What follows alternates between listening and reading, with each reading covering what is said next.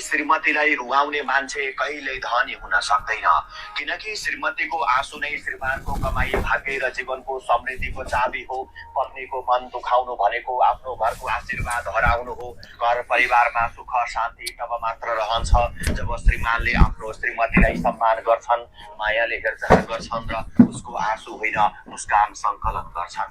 पत्नी त केवल जीवन साथी मात्र होइन, जीवनको आधार स्तम्भ हो। के सुने गरे के हो नि? राम्रो कुरा त तपाईलाई कहाँ सुन्न मन लाग्छ त? यहाँ यदि राम्रो कुरा छ यहाँ अझै छ। उसले दिएको साथ, त्याग, माया र प्रार्थना नै श्रीमानको प्रगतिमा दर्शन हो। श्रीमती खुसी छ भने आफ्नै घरमा शान्ति बस्छ, परिवारमा आजकल ये ज्योतिषहरू पनि यही भयो नि, कसो गर्दा श्रीमतीहरू खुसी हुन्छन्, कसो गर्दा महिलाहरू फुर्किन्छन् भनेर खालि यस्तै कुरा गरिन्छन्। तिमीहरू चाहिँ हो न हो भनेर। त्यही त, तपाईलाई राम्रो काम सिकाउँदाखेरि, राम्रो कुरो सिकाउँदाखेरि तपाईलाई खुब सिकाउने मान्छे नै खत्तम हैन। बिचरा अगाडि बुढीले त्यहाँ यसो भन है बुढा भनेर भनेको लागि ज्योतिषलाई पनि त्यो भएर अनि के जान्ने। यहाँ सुन्नु अझै छ। जीवनमा सफलता आफ्नो श्रीमतीको चाहिँ कुरो सुन्ने होइन ल भुत्ला यहाँ श्रीमतीलाई बेकार उचालेर तान तुइको। मलाई त के भएको नि तै सुन्नु नि, हाम्रा पनि कुरा आउँछन् यहाँ।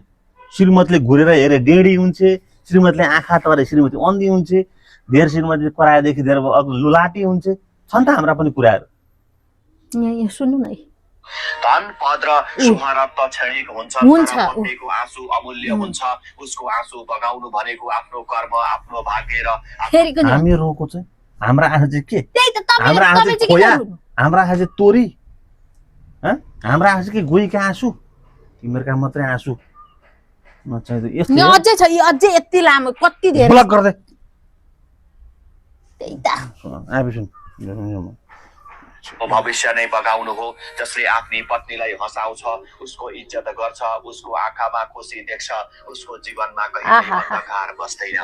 श्रीमानको असली धनीपन बैंकको हिसाबमा होइन, श्रीमतीको आँखामा देखिने भरोसा, मायामा र गएको त धनीपन श्रीमतीको आँखामा हुँदो रहेछ। अब यस्तो किन चाहियो त? यस्तो चाहियो भने श्रीमतीको आँखा ट्वा पार्ने, यसरी हेर्ने।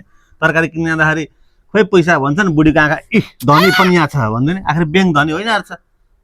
नचाहिने चाहिँ कुराहरू अर्काले के तालाउँछ। त्यही त, राम्रो कुरालाई पनि उल्याएर नराम्रो बनाउनु। तपाईको त यस्तै बेहोराले गर्दा पनि हो क्या हाम्रो खासै धन पनि नकमिएको। मलाई इज्जत गर्न जानु छैन नि, लक्ष्मीको सम्मान नगरे कहाँ हुन्छ त धन? इज्जत गर्न कसले गरेको छैन? चाहिने गर्ने हो। इज्जत सम्मान मान मर्यादा चाहिने गर्ने हो, पच्ने गर्ने हो क्या। खुब पच्छ कुरा गर्छस्। यहाँ अझै छ सुन्ने? अब त काम ए भयो लु सुनाउँदिन। राम्रो कुरा त किन सुन्नुहुन्छ त? जान्ने